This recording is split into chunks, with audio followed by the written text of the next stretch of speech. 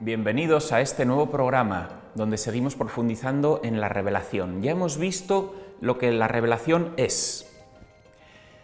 Vamos a pasar al siguiente punto. Quizá alguno de vosotros ha pensado, caramba, qué suerte tienen los que vivieron en el año 30 y tantos y estuvieron en Jerusalén cuando tuvo lugar el misterio pascual, porque pudieron recibir la autodonación de Dios. Pero ¿qué pasa con los demás? ¿Qué pasa con los que vivieron después? ¿Qué pasa con nosotros que vivimos 2000 años más tarde de ese acontecimiento? ¿No podemos recibir la autodonación de Dios? La respuesta es sí, y a esto responde el Concilio Vaticano II en el siguiente capítulo de la Dei Verbum. En el primer capítulo hemos visto qué es la revelación, en el segundo capítulo se ve la transmisión de la revelación, es decir, cómo este acontecimiento puede llegar a todos los hombres, de todos los lugares, de todos los tiempos, en el plan salvífico de Dios.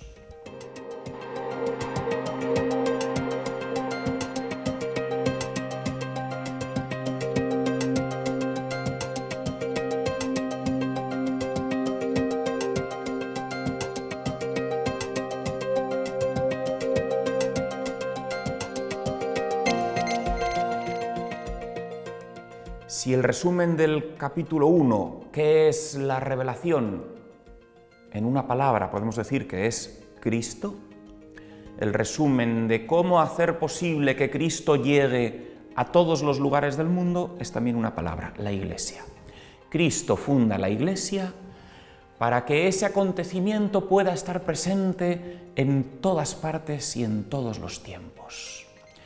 Para que el mismo Cristo pueda seguir presente en el mundo cumpliendo su misión, siendo el pastor que guía al pueblo de Dios hasta la casa del Padre, santificando al pueblo de Dios, transmitiéndole la vida divina y enseñando la verdad. Esta es la triple función de Cristo, que se suele conocer como el triple munus, que hereda la Iglesia. Porque gracias a la Iglesia, o en la Iglesia, Cristo sigue siendo el único maestro que enseña la verdad, el único salvador que nos salva del pecado y de la muerte y nos lleva al cielo, el único pastor que nos guía. Por eso funda la Iglesia. ¿Y cuál es la esencia de la Iglesia? Su columna vertebral, la sucesión apostólica. Cristo va fundando su Iglesia desde el primer momento, y en la Iglesia, como nos dirá luego San Pablo en la carta a los Corintios, es como un cuerpo con distintos elementos y distintas funciones, y no todos son mano ni todos rodilla, y desde el principio pues está el grupo de las mujeres, de las discípulas, que tienen una función, y el grupo de los 72, que cumplen otra función, y el grupo de los apóstoles, los 12 apóstoles. Ellos tienen una función especial, y Pedro, dentro de ese grupo de los 12, tiene también una misión única, pero la columna vertebral son los apóstoles, sin los cuales no podría darse la transmisión de la revelación. Estos apóstoles son los que encarnan en sí a Cristo, y a través de ellos Él va a cumplir esta función: enseñar la verdad, santificar y guiar al pueblo. Pero los apóstoles no son eternos y se acaban muriendo. Por eso, la sucesión apostólica. Cuando la Iglesia se extiende, la pedagogía es siempre la misma. Lo vemos en los Hechos de los Apóstoles, por ejemplo, con San Pablo, también con San Pedro, pero a San Pablo se ve más claramente porque le dedican más capítulos. San Pablo iba a la sinagoga el sábado al pueblo al que había llegado. Les anunciaba que Jesucristo era el Mesías, como habían anunciado los profetas. Y el resultado era siempre el mismo. Una gran parte se convierte y se bautiza, y otra parte los que no se convierten se enfadan muchísimo y se dedican a perseguir a Pablo y a los que se han convertido. Por ejemplo, el primer viaje apostólico es lo que hace en cada una de las ciudades. Y luego, cuando vuelve, deja presbíteros en esa comunidad para que pueda mantenerse el acontecimiento de la revelación. ¿Cómo? A través de los sacramentos. Por los sacramentos, Cristo sigue haciendo presente el misterio pascual, y los sacramentos son posibles gracias a la sucesión apostólica.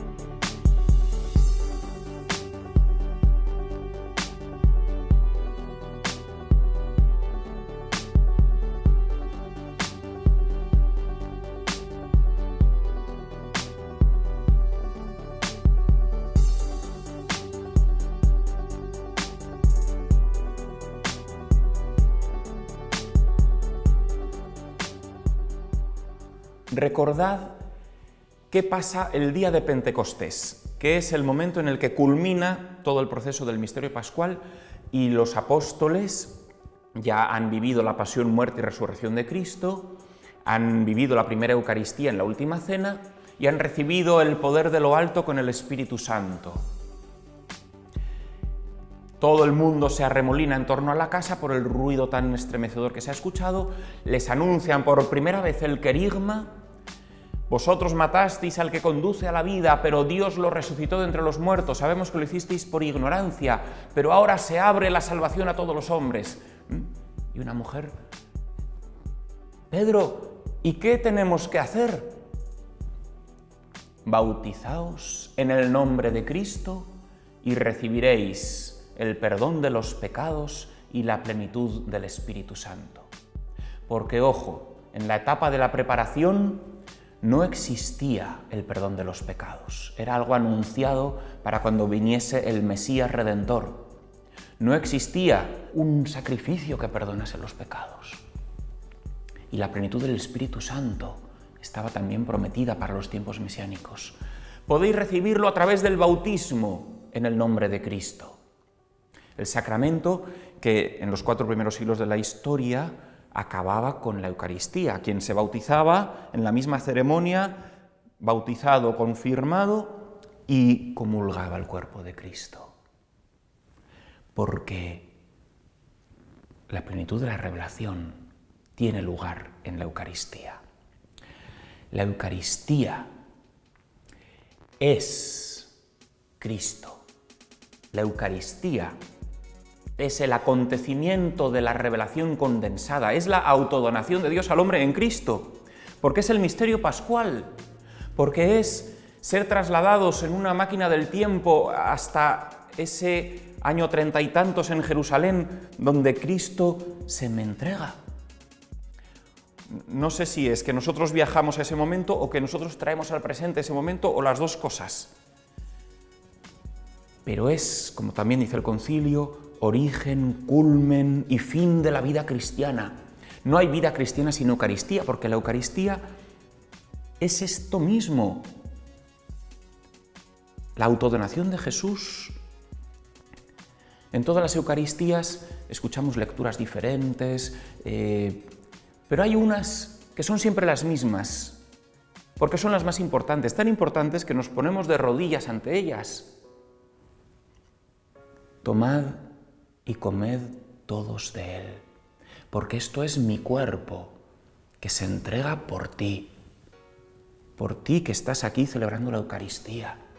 Eso es la autodonación, soy yo, Jesús, que me entrego por ti, pero que me entrego del todo, en mi cuerpo y mi sangre. Cuando uno se pone en la fila para comulgar, está acercándose al misterio pascual para recibir la autodonación de Jesús. Y no puede ir de cualquier manera, porque tiene que ir con la fe que nos dice la Dei Verbum. Tiene que ir con el corazón diciendo: te acojo y me entrego a ti totalmente. Si no, no está haciéndolo proporcionalmente al don que recibe. Esto, que es el culmen, la Eucaristía, el culmen de la revelación, es posible por la sucesión apostólica, porque los apóstoles dejaron sucesores suyos continuamente hasta el presente, que son los obispos. La definición de obispo es ser sucesor de un apóstol.